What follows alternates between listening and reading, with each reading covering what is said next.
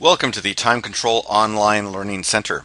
Today we're going to take a look at a table in particular in TimeControl called the user table. And we're going to look at how to add a new user in TimeControl using the new user wizard. In TimeControl there are several tables that need to be filled for each new user to be able to access the system. The most common, of course, of these is the user table, which we see right here. I've logged in as Joe Gardner, who's an administrator who has control over these areas. Joe sees these are all the users in the system, and he's decided he'd like to add a new one. Now, for Joe to do that, he would need to add a user in the user table, an employee in the employee table, and make sure that that person had a rate. We can do all of that through the new user wizard. So let's just click on the wizard and let it get us started. The new user wizard says, all right, well, we want to start someone new. And so we're going to start somebody called Bob Smith. So we're going to say his name is Bob B. Smith. That's Bob Smith.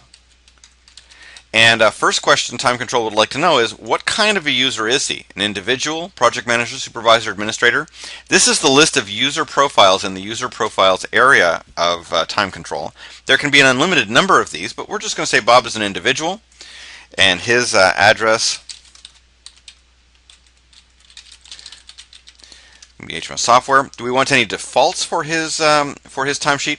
Well, maybe his rate code, which is going to be the B Smith rate code, and we'll just say that's fine for the user area. Whoops, got to take one that's got to select a rate code that exists. That's standard. It'll be fine. Okay, so now into the employee code, we're going to say he's also B Smith here. That's Bob Smith.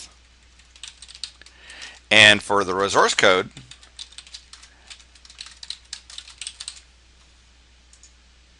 we'll add in his resource as well. And what about his release structure? Well, we want to say that Bob will do his timesheet, and then he's going to give his timesheet to Tom Logan, who is going to be his supervisor.